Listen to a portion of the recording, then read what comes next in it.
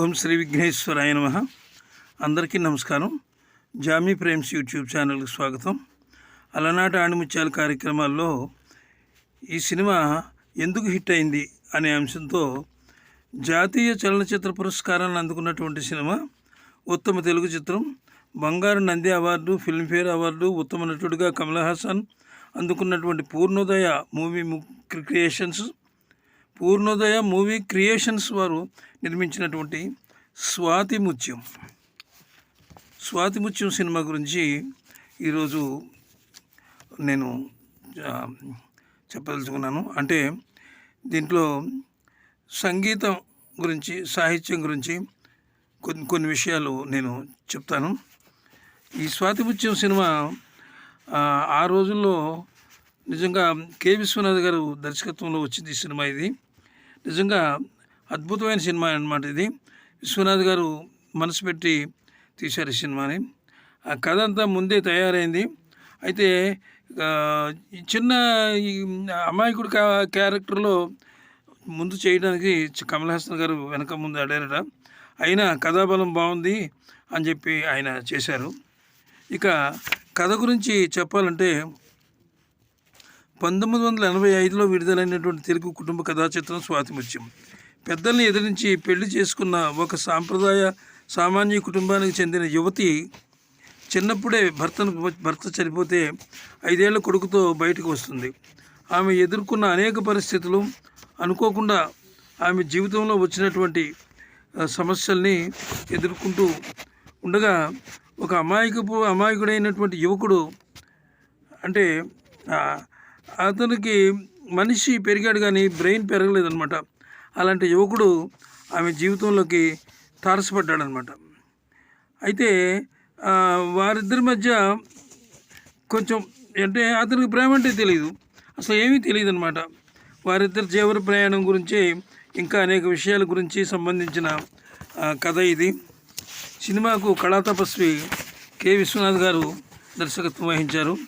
కథ కూడా ఆయనే సమకూర్చారు. సినిమా మొత్తం ఫ్లాష్ బ్యాక్లో నడుస్తుంది.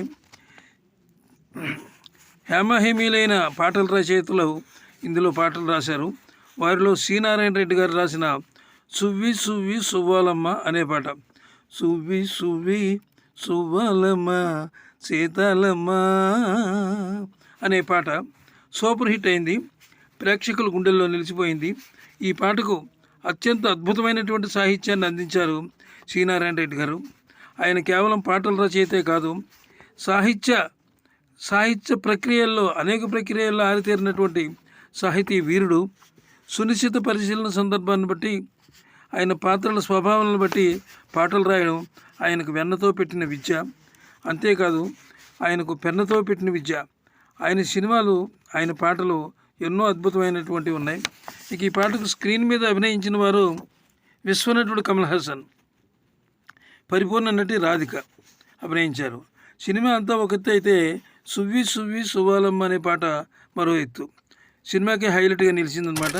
ఈ పాట వీరిద్దరి నటనలో హిమశిఖరాగ్రాలని అందుకుంది. నిజంగా ఇందులో రాధిక అభినయం చాలా బాగుంది. అదేవిధంగా కమల్ హాసన్ గురించి మనం చెప్పనే అక్కర్లేదు. ఆయన విశ్వనటుడని ఎందుకన్నారంటే ఆయన నటించని పాత్ర లేదు. అలాగే రాధిక కూడా ఈ సినిమాలో నిజంగా ఆ పాత్రలు అక్కడ జీవిస్తున్నట్టే ఉంది కానీ నటిస్తున్నట్టు లేదనమాట. ఇక పాట పాడిన వారు బాలసుబ్రహ్మణ్యం. ఆయన గాత్రం నిజంగా ఎలాంటిదంటే, నిజంగా ఆయనకి ఆ గాత్రం దేవుడిచ్చిన వరం.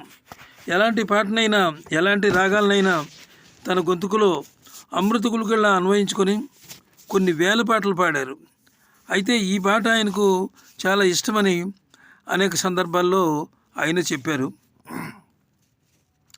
ఆయన పాటలు వింటూ ఉంటే నిజంగా ఒక కొంతమంది ఒక ట్రాన్స్లోకి వెళ్ళిపోతారనమాట. అద్భుతమైన పాటలు అనమాట. అన్ని రకాల పాటలు పాడారు ఆయన. ఇక జానకి గారి గురించి చెప్పాలంటే ఆమె గొంతులో ఎలాంటి పాటనైనా అన్వయించి పాడగలదు. ఎలాంటి గమకాలు ఇచ్చినా అలవోకగా పలుకగలదు. అన్ని వయసుల వారికి తగినట్టు తన గాన మాధుర్యంతో మార్చి పాడగలరు ఆమె.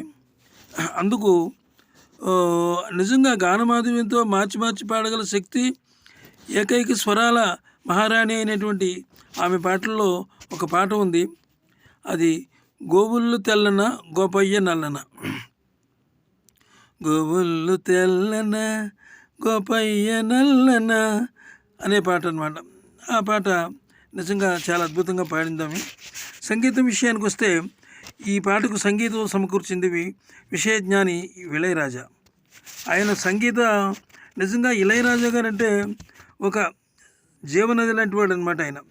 ఆయన సంగీతం జీవనది లాంటిది. జీవనది ఎప్పుడూ ఇంకిపోదు, అలాగే సంగీత ప్రవాహం ఎప్పుడు నిండుకోదు. అందులో మునిగి తేలిన వారికి ధన్యులే. అందులో మునిగిన వారు ధన్యులే, కానీ స్నానం చేసే ఓపిక లేకపోతే ఒక చెంబుతో కాసిన నీళ్లు చల్లుకున్న ఆ సంగీత గంగ అందరినీ అనుగ్రహిస్తుంది. అంత అద్భుతమైనటువంటి పాట ఇది. ఈ పాటను ఆయన మధ్యమావతి రాగంలో కంపోజ్ చేశారు. మధ్యమావతి అనే రాగంలో చాలా అద్భుతంగా కంపోజ్ చేశారు. ఇక సినిమా ఎందుకు హిట్ అయింది అనే విషయం చెప్పడం చాలా కష్టం.